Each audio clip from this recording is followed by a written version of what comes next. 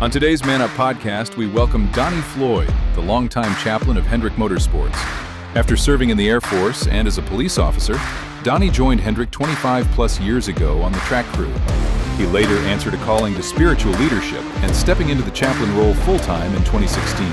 Don't miss this high-speed episode that calls us to be better stewards of our faith wherever we are, especially at work. Hey, welcome to another episode of the Man Up Podcast. I'm your host, Terry Gwaltney, and I have Matt Haney co-hosting with me today. Matt, welcome to the show. Excited. I know you are. Listen, Man Up Nation, if you're a gearhead, you're going to love this episode. We have Donnie Floyd from Hendrick Motorsports on the show today. Donnie is a Gulf War veteran. He's a former police officer. He was on the race team over at Hendricks. He's the chaplain now. We could go on and on. He's hung out with Terry Labonte, Kyle Busch. You want to read these names? These names probably mean a lot to you. They're like the people you dream about at night, man. Yeah, I think it's really awesome. Some of them he got to work with. Terry Labonte being one of the coolest. That had to be awesome. Kyle Busch, Mark Martin, Dale Jr., Casey Kane, Jeff Gordon, and then all the current drivers, I assume. So it's some interesting characters, but also the crew chiefs he's worked with, and then all the way down to just the guys working in the shop. I'm a huge fan, so I know some of those names too. So it's the caliber of people he's gotten to work with is pretty incredible.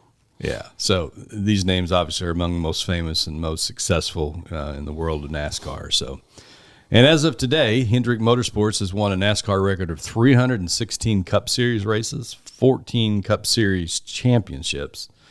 Donnie's worked on the crew for about 17 seasons, and he's been a part of over 220 wins, earning 9 championship rings. Donnie, welcome to the show. Hey, thanks for having me, Terry, and delighted to be here with you. So we're super, super excited about this, and I know some of the guys out in Man Up Nation are, they're gonna, this one's gonna be a hit. So I'm really excited though about these listeners learning a little bit more about how you're using your influence to change the lives in the space you're in. I know we were talking about that a little bit off air, but let's start by just letting them get to know you a little bit better, just all the way down to the basics, like, are you married? How long you been married? How'd you meet your spouse? How many kids you have? All that great stuff. Let's get personal real quick. Yeah, I am married. This August will be 30 years to my wife, Jill. We do have 2 children. We have a 23-year-old son, Damon, who is actually on the 5 race team with Kyle Larson. He's the engine tuner. So he travels 38 weekends out of the year. And then we have a daughter, Darcy, who's 20, and she goes to the University of Findlay in Northern Ohio. So she's on year 3. And so 2 generations in the sports. Yeah, he hung around the race shops too long. Put him to work. That's awesome. And you call Charlotte home? Charlotte's home. I grew up here my whole life. My dad was born and raised here. And so outside of time that I spent in the military away from Charlotte, I've pretty much been to Charlotte ever since. Yeah. That's awesome. So just such an interesting journey to get to where you're at today, and hopefully we'll have enough time to kind of unpack all that. But I also know that your life's not always been the easiest. And can you unpack that for us a little bit? Yeah. So when I was born, I'm a twin. I have a twin brother, Donnie Floyd. And when I was born, he came out well, and me not so much. I was born with collapsed lungs.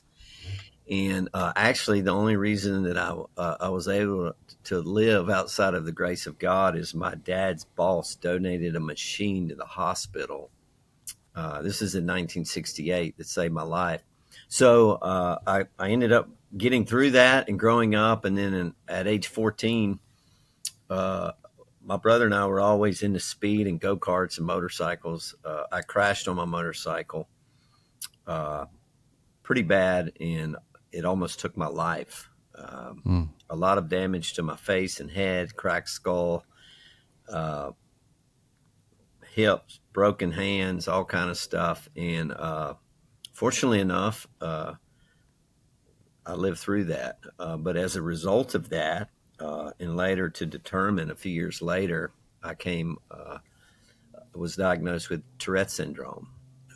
It's a neurological syndrome that affects your motor neurons and things. And so, if you've ever seen someone with Tourette's, they may speak out loud or make tics or noises, or they may twitch their head a lot, or do all kind of things with their hands, or mostly facial expressions and things like that. And so I battled through that and still do, but I'm pretty good at hiding it nowadays at 56. And so I've navigated through that ever since probably 15, 16 years old.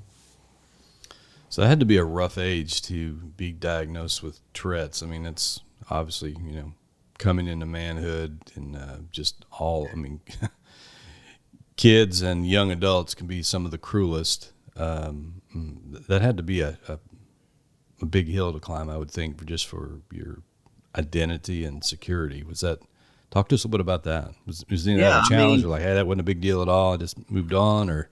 No, obviously back then it was a big deal, and it kind of hurt your self-confidence a bit. People would stare at you. Often people would say things like, "Are you okay?" Or they would notice. I don't really recall people making fun of me like in front of me. Maybe they did with me not seeing it, but I just remember being very self-conscious of it and aware and trying to control it around people.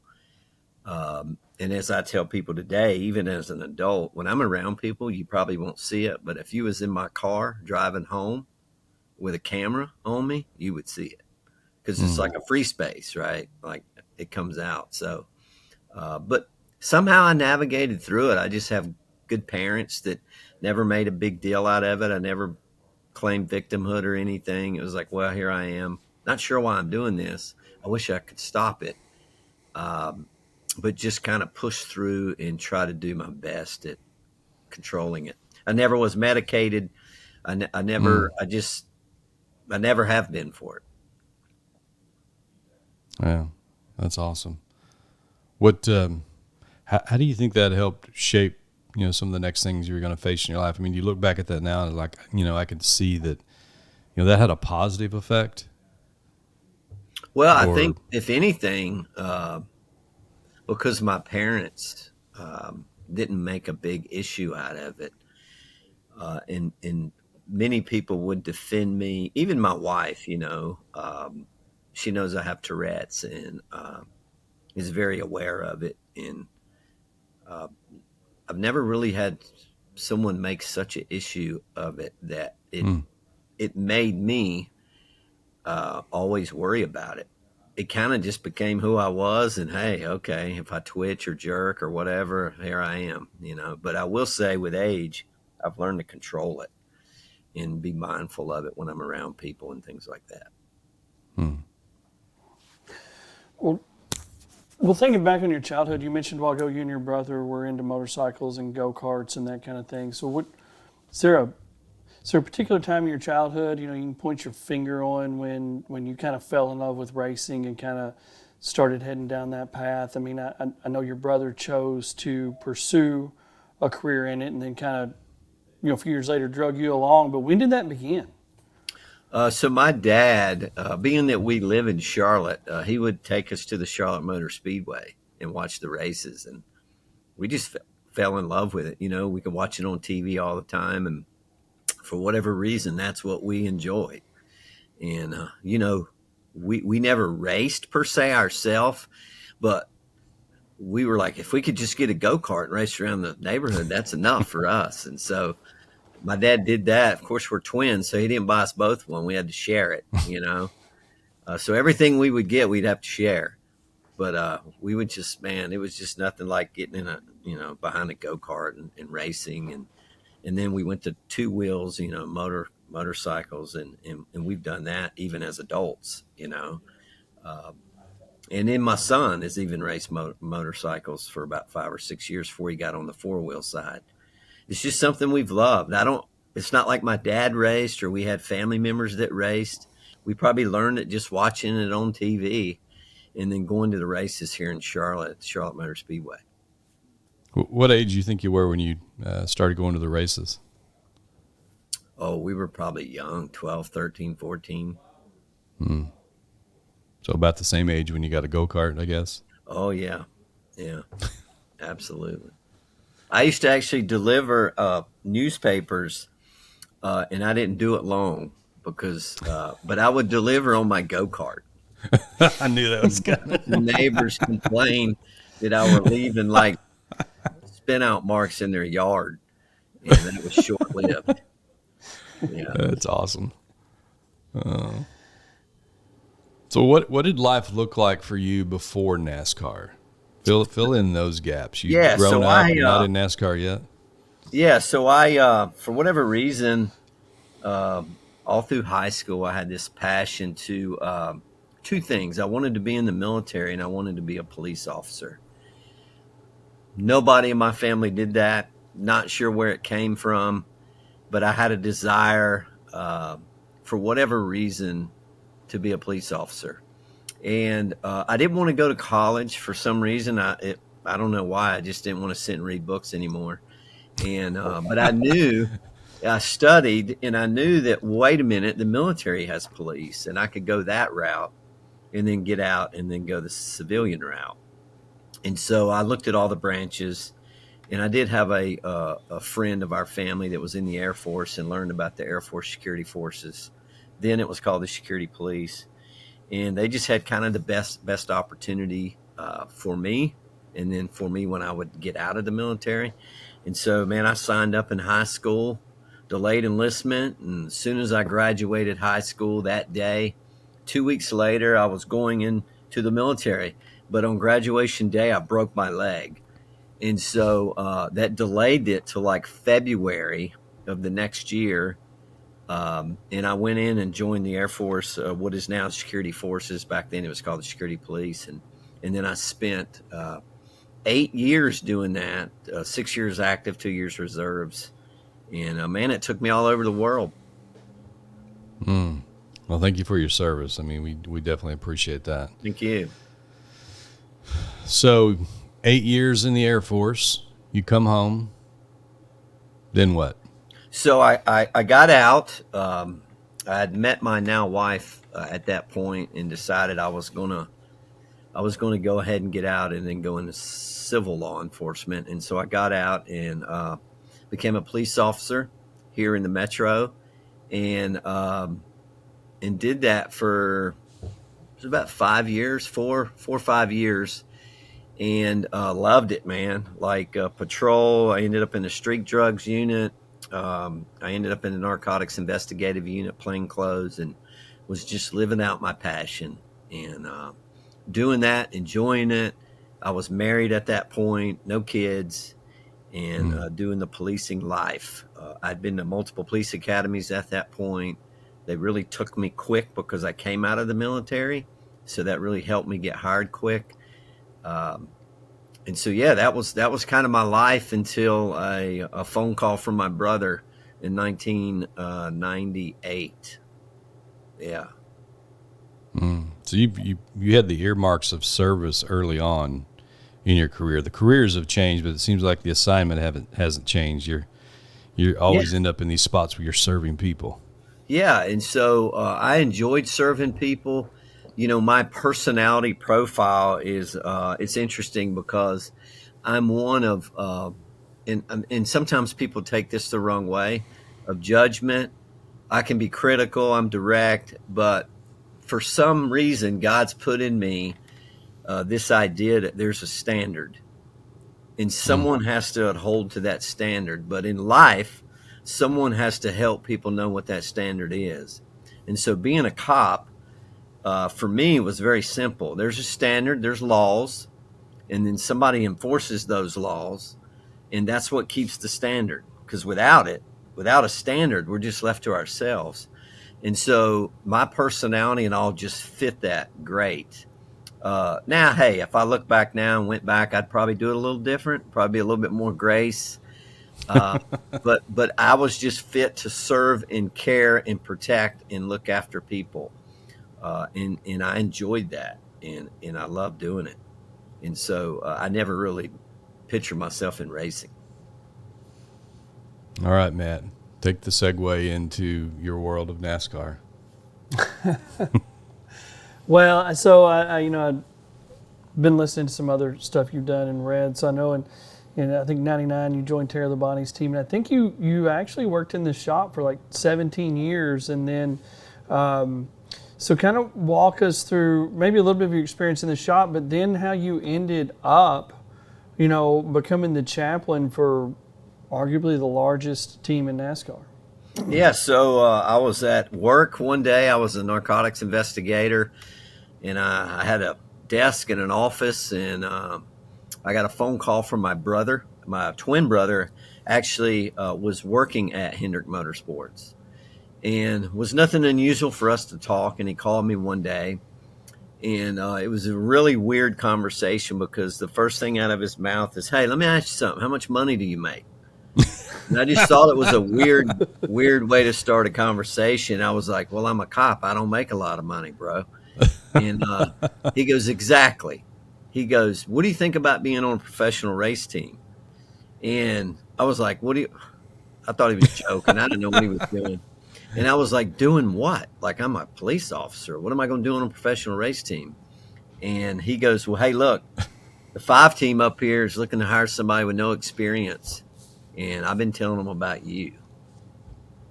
And I was like, "I'm a police officer, bro." Hello. And he goes, "Well, this has been our passion. We've always loved racing. And you've been doing that a while. You've been doing that for a long time in the military. And you've already done that. And you're married now. And you can make way more money here." And he goes, "Why don't you give it a shot?" And I was like, "Well, I don't really have any experience." And he goes, "You don't have to. They want to hire somebody without experience." And for me, it was kind of like your favorite pro team calling you and going, "You want to come play for us?" It just didn't seem real. And so he goes, "Come up here and speak to the crew chief." It was Andy Graves at the time. And I went up on one of my days off and sat with Andy, and he kind of gave me some expectations and what he was looking for. The teams were way smaller then, and he felt like somebody with my background, I would show up to work. He appreciated the fact that I probably had some discipline and being a police officer like that. I was a little bit more mature. And he said, "Man, we'll teach you the job. We just want somebody that wants to be a part of the team and wants to be dedicated and will show up to work." And he said, "Hey, take 30 days and think about it." And so I went back and spoke to my wife and went and sat with my chief of police and said, "I kind of got this opportunity that, man, I feel like what do I do?" And I was kind of just bouncing voice of reason off my chief. And he kind of put it right in my lap. He goes, "Well, I don't want you to leave," but he goes, "It sounds like a great opportunity." He goes, "I tell you what, if you go do it and you don't like it, I'll hire you back." And I was like, "Wait a minute, you'll do what?" And so I was like, "I got to go. I got to at least try it." And Yeah. so that was almost 27 years ago. So I stopped carrying a gun to work on a Friday. I resigned, and I'd been carrying a gun to work for 11 years at that point. And I went to work on a Monday on the 5 team and felt completely lost. I had no gun. I had no power. I didn't know hardly anybody. I had no skill set except I knew how to arrest people, and I understood law. And then I think we drove to lunch in the team van that day and broke like 5 traffic laws on the way to lunch. And man, that started my career in racing. I was in the paint and body shop learning paint, graphics, fabrication. Back then, aerodynamics and things like that were very important. And man, I dove into it full speed. And that's how it started. So you really don't carry a gun to work? Or are you really being honest with us today? No more guns, man. I have guns, but they're at home. Yeah. I mean, guys here carry guns to work. Yeah. So, we kind of deal with some nefarious characters sometimes. So fast forward, where did you end up at on the team before you moved into, being the chaplain, and then how did that transition happen? So back then there were 3 teams here. In 2001 is when we added this guy y'all may have heard of named Jimmy Johnson. Turned out to be pretty good. And Not bad. and we had a fourth team, and so I was on the 5 team at the time. During that time frame, they built new team shops, and we merged 2 teams per building. So it was the 5 and the 25 in one building, and it was the 48 and the 24 in the other building.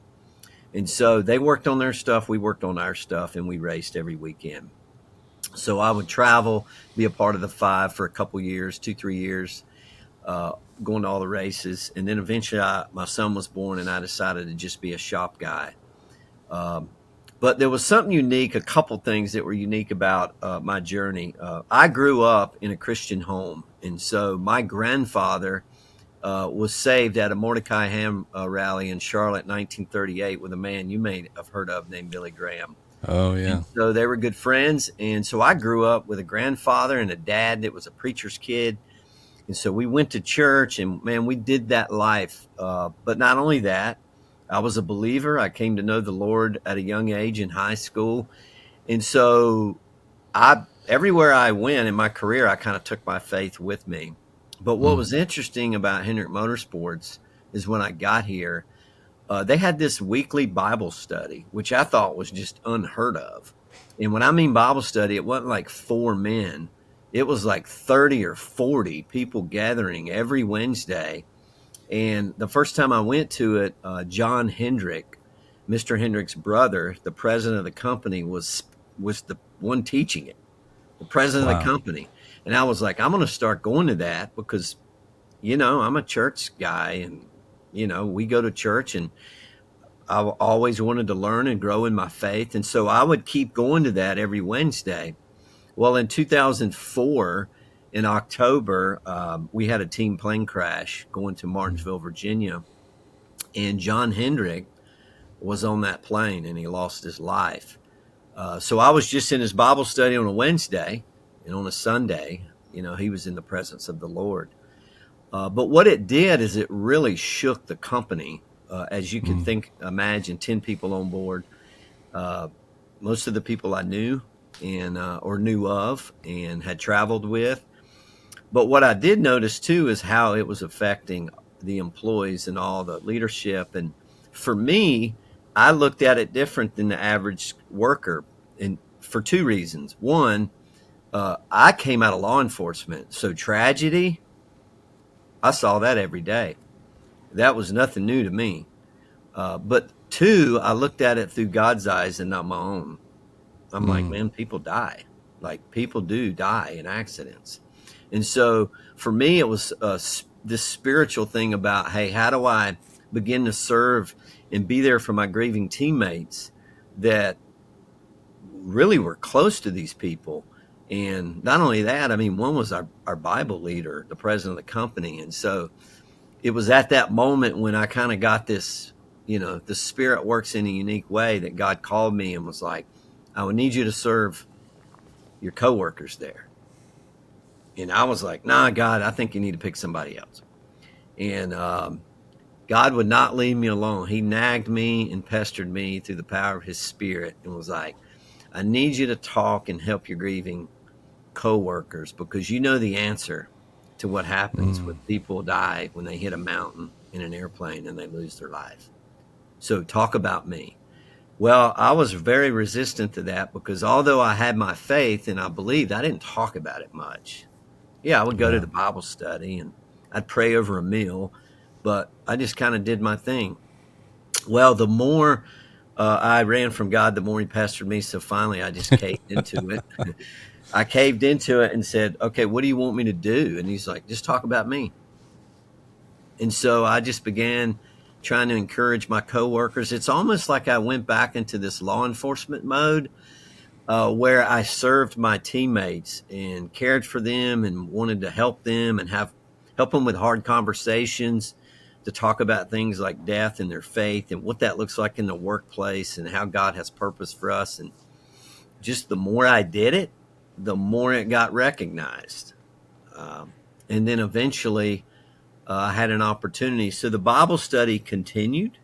After John passed away, we brought in a part-time chaplain, and that continued for 10, 12 years. And what I did was a couple things. For some reason, I didn't know why I was doing it, but I started going to school, taking seminary and apologetics courses, and man, just consuming every written thing about my faith that I could. And the reason I did that is I didn't want to be around my coworkers and them ask me a question that I couldn't give an answer. Because I noticed being around people that when they talked about their faith, if you talked back, they couldn't answer anything. I said, I don't want to be that guy. And so I did that for like 4 years, worked on the race teams, went to school, studied, read. If you were in my office now, there's so many books in here. And then eventually at that Bible study, about 10 years later, our chaplain didn't show up and they needed somebody to share their testimony. By then, we're 50, 60 at this Bible study, workplace Bible study.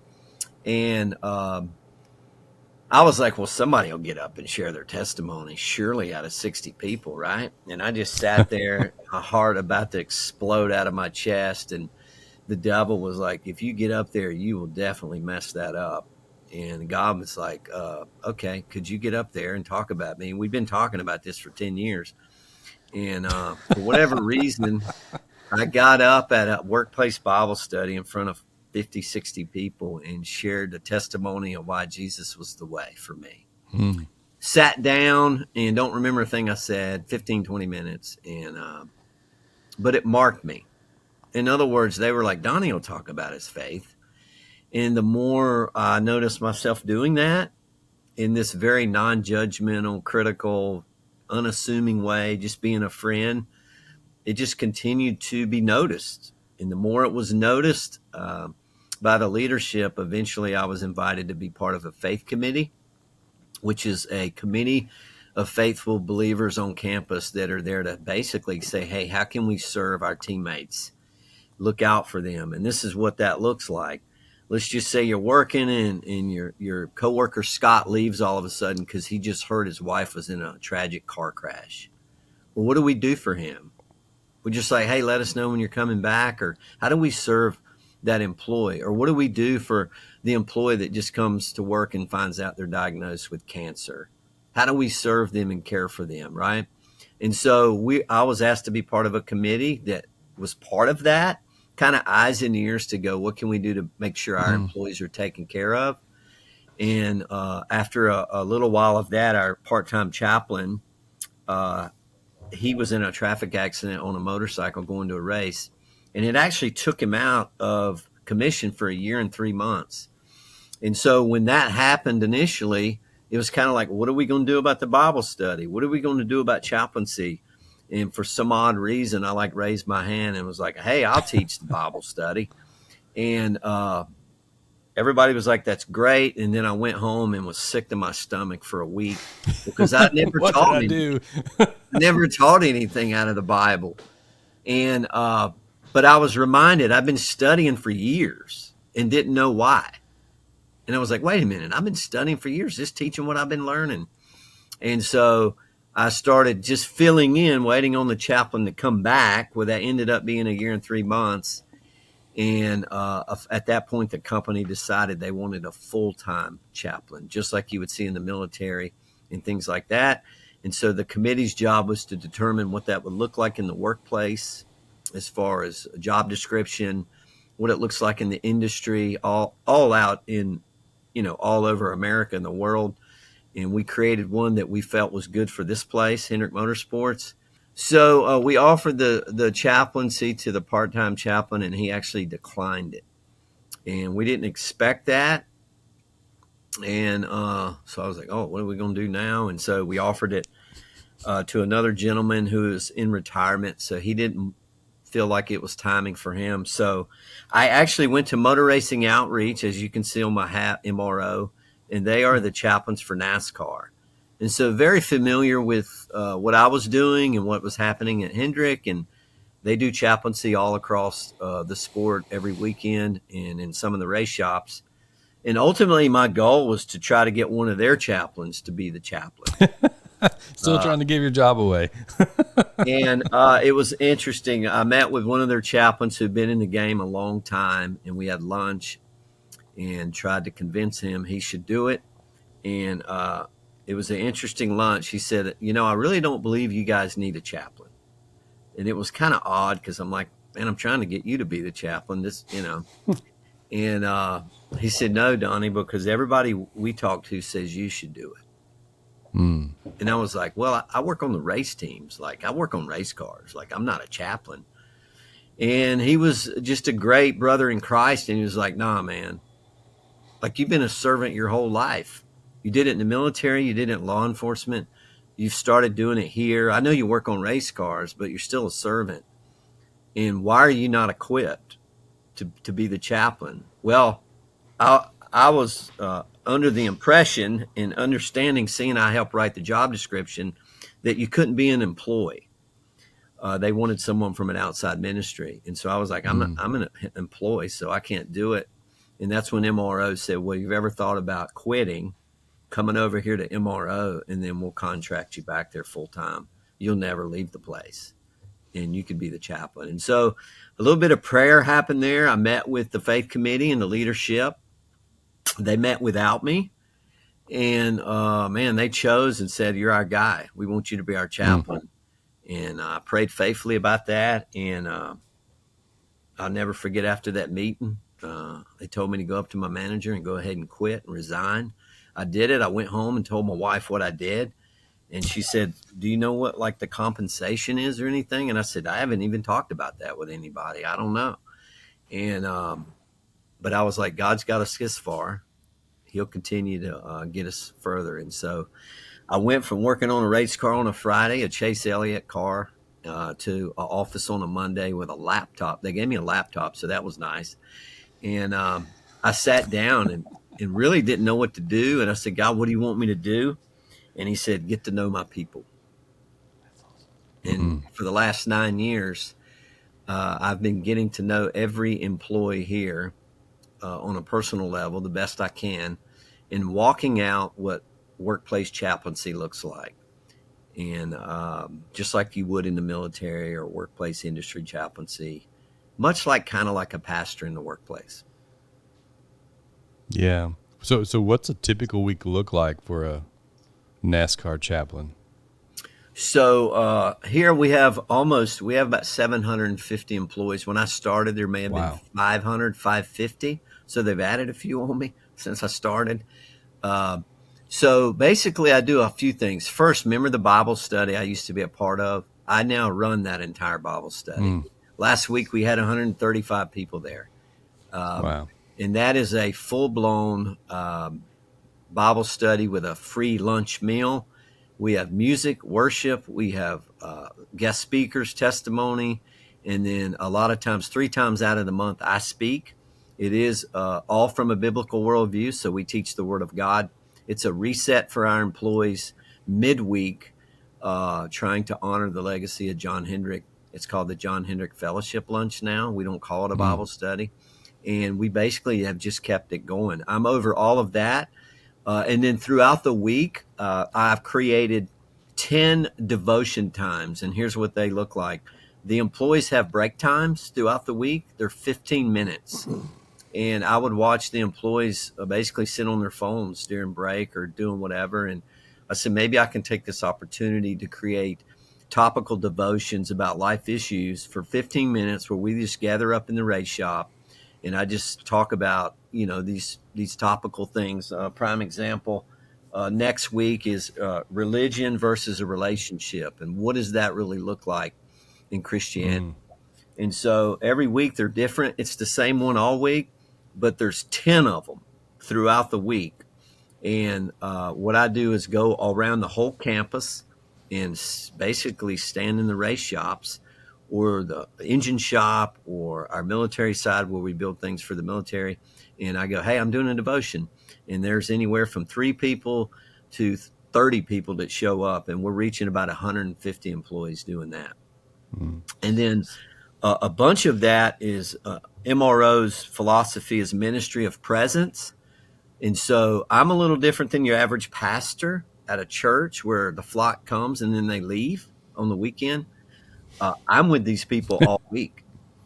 We travel together. We're in hotels together. We're at meetings together.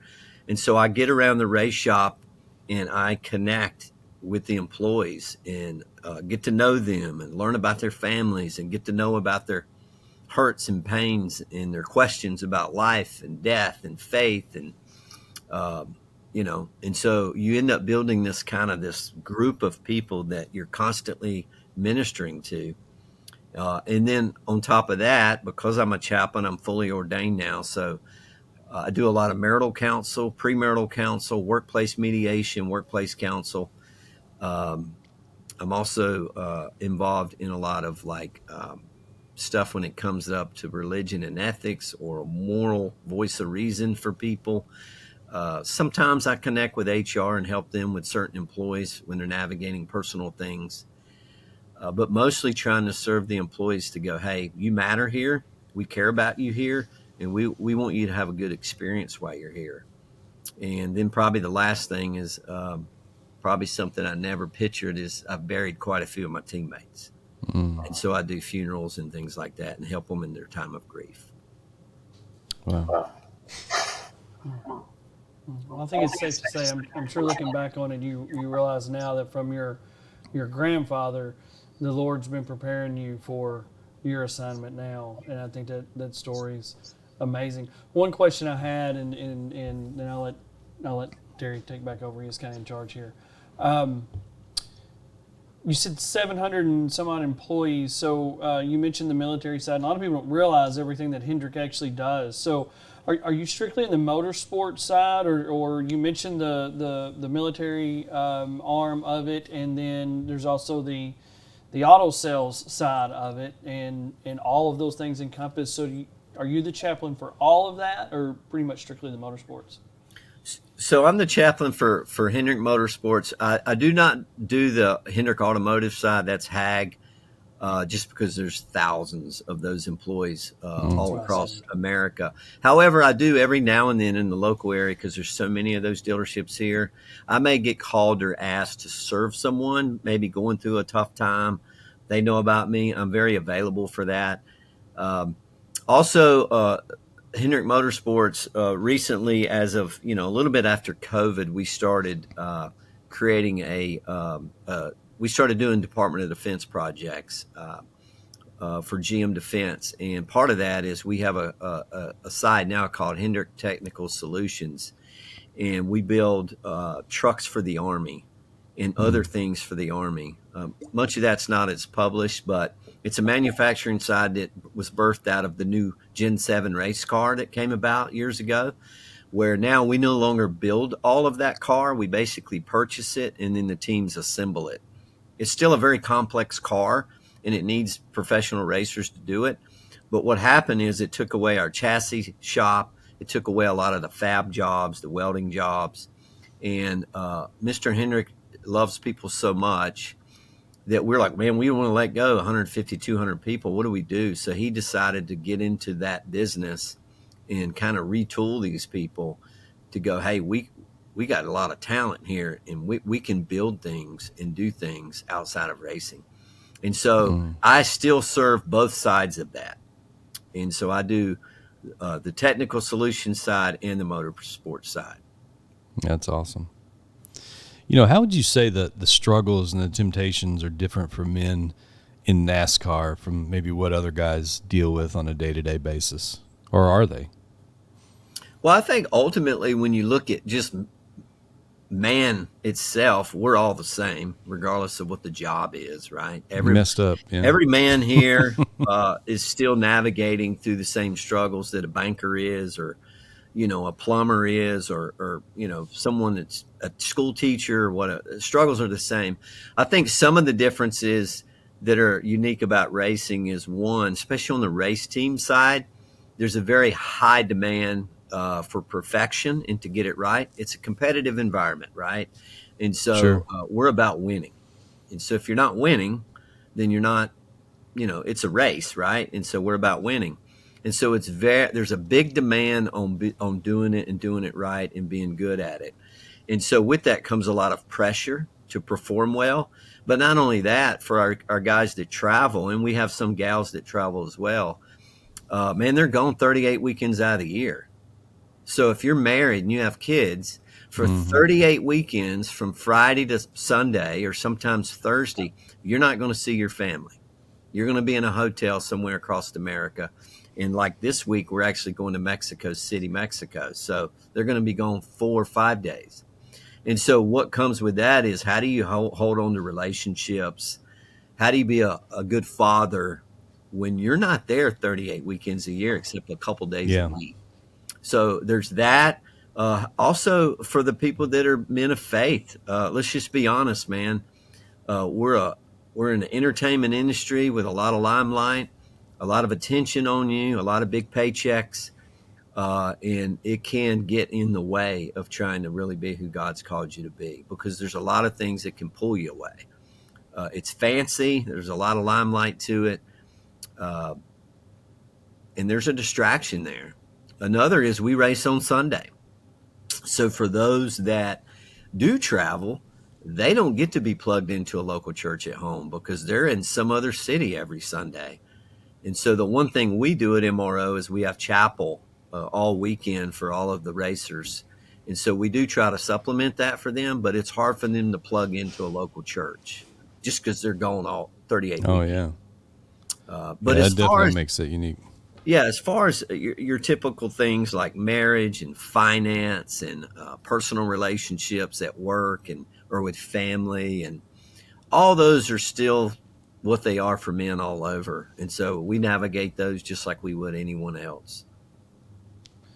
So one thing you said is that one thing Hendrick and you really in MRO, I'm sure, concentrate on is servant leadership, which we do as well. And I find that interesting because, like, I guess all sports, when I'm very familiar with racing, typically you're pre-wired to be pretty selfish. You know, I mean, it's part of racing, it's part of competition, is to be selfish. So is that a struggle in kind of fostering that type of culture that is, you know, well, like I said, I mean, they're just predisposed to be selfish, to get all you can because that's how you win, and yet you're trying to foster a culture of servant leadership. So are there any kind of struggles with that? I mean, I think there can be struggles with it. I mean, the philosophy here is people. Mr. Hendrick has always spoken about how people matter. They're the number one asset. So we have a culture here that is about people. In other words, how do we serve one another and build each other up and get the best out of each person that has different gifts and talents, because we all do need each other, believe it or not. Where it can get interesting is, so our 4 race teams, they're all over there in the shop and they sit side by side. Well, as much as we're all one team, on race day, Still competitors. On race day, they're competitors. And so as much as you want to beat the other 3, it's competitive. When you don't win, you're not happy. Hey, if the other guy wins, yeah, you're happy for the company, but you're still not happy for your team. And so there's a balance there where they have to navigate through. What does that look like? And I'll be honest, man, our guys, like, you want to be selfish, but I think the unity of the teamwork and everybody coming alongside it and walking out servant leadership just makes us a powerhouse. Because as much as, yeah, you on your specific team, you want to win, you still want them other 3 to be just as good, right? And because the culture here is about how do you serve one another, how do you look out for one another, it is just a created culture of you matter. And people really appreciate the fact that when they walk around, fans are always like, man, everybody's so nice here. They talk to us. They care about us. Everybody seems like they're happy. But that's a result of the culture that, believe it or not, is straight from the scriptures that says, hey, man, you matter. You matter. No matter what your job is here, you matter. And we want to serve you and make you the best you can be while you're here, whatever your job description is. That's awesome. What would you say is the biggest challenge that you see men facing right now? Probably marriage. Yeah, marriage. There's probably 2, honestly, Terry. I think marriage, just trying to, how do I make my marriage last, you know? And then second would be just in their vocation, am I really where God wants me to be? Am I walking out my purpose? Like, because sometimes, men were providers, were leaders, and, is God okay with me being right here? Do I need to get promoted? Do I need to move on? Is this pay? Should I be content with this pay, or should I go chase the dollar? What am I looking like? What is my purpose? What does 5 years look like for me? What does 10 years look like? It's trying to help people find out really what true purpose is. The way God would intend it for us to be. Yeah, we all want to make a difference deep down, and I think that's just a beacon of how we've been wired, spiritually. Yeah. So, piece of advice you'd leave with our listeners today, specifically on like how they could improve their home life. You were able to speak into the lives of all these men today that are listening, because I think we all probably feel at times inadequate to be the leader of our home, even though it's our responsibility. It's like, I don't know how well I'm doing with this dad thing, or, I think my wife probably married down and I married up, and so I'm not sure how well I'm doing at this husband thing either. What piece of advice would you give guys listening today on improving that home life? Yeah. Well, I think first, ultimately, is as a man, first and foremost, is what does your relationship look like with the Lord? It starts there. It doesn't start with your wife. It doesn't start with your kids. It doesn't start with your job. It's what is your relationship with the Lord, and are you being who He's called you to be? I'm not talking about salvation here. I hope first and foremost that you come to a place of salvation through Jesus Christ. But after that, we're called to be different. We're a new creation in Christ. And so what does that look like? Well, it's not a bunch of rules. I'm not trying to earn my way to God, because I'm simply with Him, brought back into relationship through His grace and mercy. So now I got to live this out. In my case, guys are here on a professional race team in the limelight, doing great. We're flying on corporate jets everywhere. But what does that look like for me? Well, if my relationship's right with the Lord, He's called us men, especially if we're married, we have a role as a man, being a husband or a father. And are we walking out that role? One, are we masculine? Are we protectors? Are we providers? Are we loving our wives, as the Bible says, as Christ loved the church, which is very sacrificial? And are we being the leader that God's called us to be for our wives? Because we have a role to play just like they have a role to play. And so our wives are wired to receive that manly role that's from the Scripture. And they can tell when we're not doing it. So we have to walk out that role. And not only that role goes all the way down to being a father, but that role also plays into what kind of coworker am I? What kind of leader am I? And so for me, what I like to encourage men to do is go, hey man, what has God called of you today? When you go out into the workplace, or you're around your wife or your kids, or wherever you are you walking out the will of God in your life so people see that? And that means a complete submission to Him, and just going and doing life like everybody else, but going, I'm doing it God's way. I'm not going to do it any other way. And I believe when you do that, although you may not be perfect at it, people recognize that, they see that, and they're drawn to that. Yeah. And it just is a life that is way better, well lived that way. It's good. So good. Matt, why don't you land this plane? Go in with the big ones. Well, Donnie, when your life is over, when your time here on earth is done and your assignment here is finished, and it's time for you to move on and be with the Father, what kind of mark do you want to leave on earth here that can't be erased? I've actually thought of this a few times because I officiate funerals, right? And for me, it's real simple. I want, if my kids are there, if my wife is there, whoever's there, I want them to stand up and say, he did the will that God had on his life. He walked it out. Jesus, what did he say? I came to do the will of the Father. Not my will, his will be done. God called me to do this. I even ran from it a little bit, but here I am. And I know I'm where I'm supposed to be because I didn't chase it. God put me here. I would have never got here on my own. And I'm That's trying to good right walk there. out his will for my life. And so when I'm gone, I don't want anybody to say he was a cool chaplain. I don't want anybody to talk about accolades. I want them to stand up like they did at my grandfather's funeral and go, he loved the Lord. That's That'll be legacy. enough for me. Yeah. Donnie, thanks for spending a little time with us and all of Man Up Nation Day. I mean, this has been a true pleasure and joy getting to know you a little bit better. I can, your humility comes through the screen. It's pretty obvious why God chased you down and trusted you with this assignment. And only you'll never know probably the impact you made till you're on the other side of eternity. Yeah. You want absolutely. to tell the audience a little bit more information about your services? I know you speak and there's some other things that you do. How can they get a hold of you? Yeah, so our fellowship lunch that we do here every Wednesday is on Spotify and all the other platforms out there for podcasts, and it's under the John Hendrick Fellowship Lunch. That's how you would search it. And so those are messages that go out every week for other people to listen to as we teach and kind of build up and encourage our employees. I have Facebook, Donnie Ray Floyd on Facebook.